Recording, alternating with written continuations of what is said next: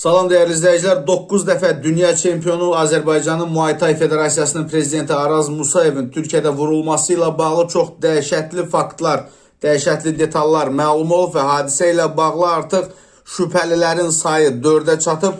Kəmər Cumhuriyyət Baş Prokurorluğunun göstərişi ilə aparılan istintaq çərçivəsində Musayevin əvvəlcə boynundan, daha sonra qarın nahiyəsindən bıçaqlandığı müəyyən olunub. Hadisədən sonra Antalya Hava Limanında 2 şübhəli şəxs saxlanılıb.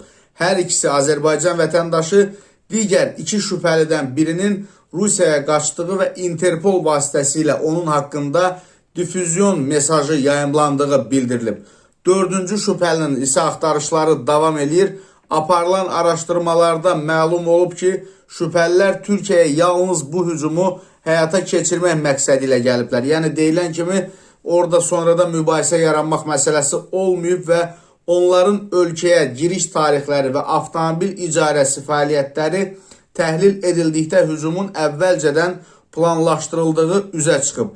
Rəsmilər hadisənin qəsdən adam öldürmə məqsədi ilə həyata keçirildiyi qənaətindədirlər.